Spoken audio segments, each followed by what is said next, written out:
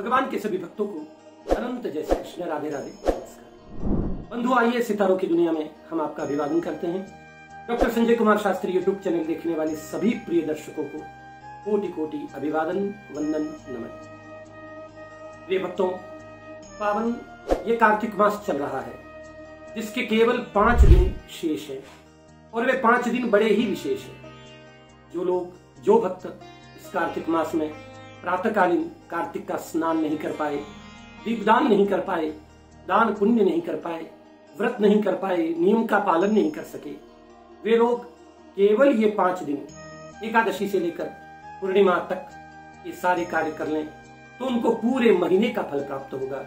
ऐसा शास्त्र में वर्णित है, ऐसा शास्त्र का मत है।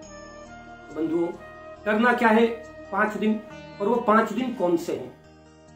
एकादशी दिनांक 23 नवंबर 2023 से लेकर 27 नवंबर 2023 तक ये 5 दिन बड़े ही विशेष हैं।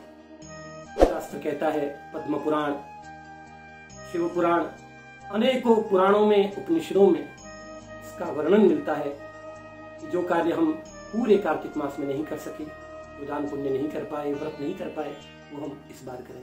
तो करना क्या है?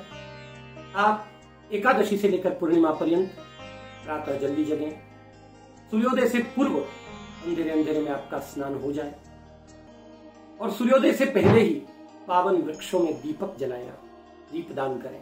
नदी पर दीपदान करें, कोई तालाब सरोवर पर दीपदान करें, गौशाला में दीपदान करें। इसके बाद बिल्व वृक्ष के सन्मुख, तुलसी जी के सन्मुख, आंवला वृक्ष के सन्मुख, शमी वृक्ष के सन्मुख, आम के पेड़ के सन्मुख अगर आप दीपदान करें, अत्यंत मंगलकारी और शुभदायक होगा। इसके साथ ही दिन भर व्रत रखें, ब्रह्मचर्य का पूरी तरह से पालन करें, किसी तरह का तामसी भोजन न करें, बल्कि लहसुन और प्याज भी न खाएं।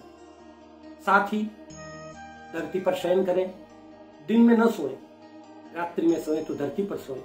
भगवान कृष्ण का कीर्तन करें। और कहा है शास्त्र में कि ओम नमो भगवते वासुदेवाय की 12 माला जो व्यक्ति 5 दिन तक नियमित इस व्रत रखकर प्रातःकालीन दीपदान करके उक्त सारे स्थानों पर और नियम पूर्वक जो व्रत रखता है, उसके मन की इच्छा निश्चित रूप से पूरी होती है और उसके किए हुए समस्त पाप ऐसे जल जाते हैं जैसे रुई का पर्वत एक छोटी सी चिंगारी से जलकर एक क्षण में भस्म हो जाता है। नियम का पालन अच्छी तरह से हो।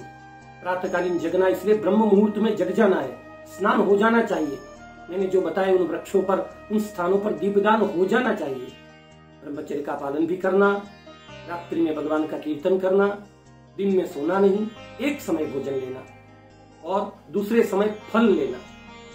दूसरी बार नमक मिर्च का प्रयोग नहीं करना है।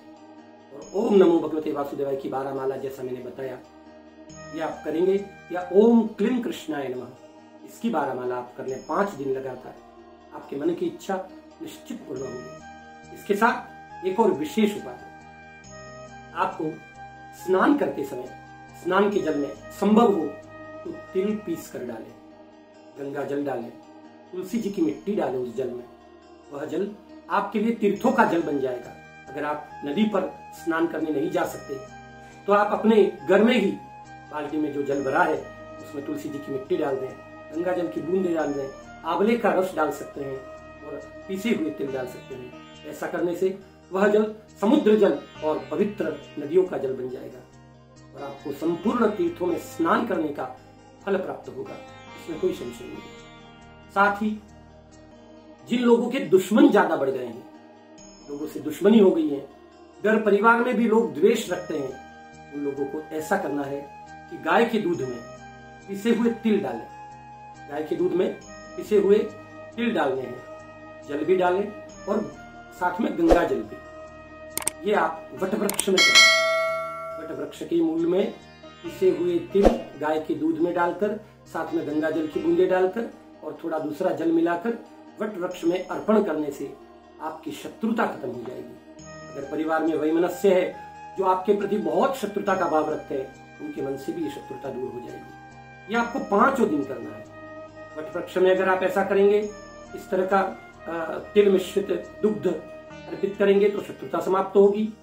बिल्व वृक्ष में अगर अर्पित करेंगे तो आपका आयुष्य बढ़ेगा, उम्र बढ़ जाएगी। आंवला वृक्ष में यदि समर्पित करेंगे तो आपकी भक्ति में वृद्धि होगी, भगवान कृष्ण का सामीप्य आपको प्राप्त होगा। अगर आप तुलसी जी में अर्पण करते हैं तो आपकी विद्या बढ़ेगी, आपके बच्चे योग्य बनेंगे, बहुत अच्छा अध्ययन कर पाएंगे, आगे बढ़ सकेंगे। अगर शमी वृक्ष में अर्पण करेंगे तो आपके रुके हुए सारे कार्य हो जाएंगे, न्यायालय के कोई काम हो, कोई कोर्ट संबंधित मैटर हो, सबका समाधान हो जाएगा। और जो पीपल में समर्पित करते हैं वो लोग अपने पितरों को समर्पित करते हैं। पीपल में अगर ये दुग्ध, तिल मिश्रित दुग्ध, गंगा जल अगर आप अर्पित करेंगे 5 दिन लगातार, तो आपके पितृ नरक की यातना से मुक्त होकर भगवान के धाम पधारेंगे और उनको सद्गति मिलेगी। ये सारा ही वाक्य, सारी ही बातें निसंदेह प्रामाणिक हैं। आप विश्वास करके, श्रद्धा पूर्वक, विश्वास पूर्वक इन कार्यों को करना, क्योंकि बिना विश्वास के कोई फल नहीं मिलता। विश्वासो फलदायक। पहले बताने वाले पर श्रद्धा, फिर भगवान पर विश्वास, ये दोनों ही काम भक्ति पूर्वक, निष्ठा पूर्वक पूरा करना है। मैंने जितना बताया उतना अगर आप कर लेंगे तो आप ये मान कर चलिएगा कि वह शास्त्र, वह ईश्वर आपको फल देने से चूक नहीं सकता। आपको फल अवश्य मिलेगा। आपके सारे असाध्य काम होंगे, जन्म जन्मांतर के पाप आपके जलकर नष्ट हो जाएंगे। आप सबको अनंत मंगल कामनाएं। भगवान सत्यनारायण की पूर्णिमा 26 तारीख को रहेगी, 26 नवंबर 2023। जो भगवान सत्यनारायण की कथा करते हैं और जो केवल पूर्णिमा व्रत करते हैं वे लोग 27 को पूर्णिमा का व्रत करेंगे। 23 नवंबर 2023 को देवताओं का उत्थापन है और आगे की सारी प्रक्रियाएं, मांगलिक कार्य 23 नवंबर 2023 से आरंभ हो जाएंगे। आप सभी को अत्यंत मंगल कामनाएं। मैं शीघ्र ही आपके लिए दिसंबर माह का राशिफल लेकर प्रत्येक राशि के व्यक्ति के लिए कौन सा मुहूर्त दिसंबर में उत्तम रहेगा, कौन से दिन उन राशियों के लिए अच्छे रहेंगे, व्यापार की दृष्टि से कैसा रहेगा, वो सारा ही वर्णन लेकर आपके मध्य उपस्थित हो जाऊंगा। आप सभी को अनंत मंगल कामनाएं। राधे राधे।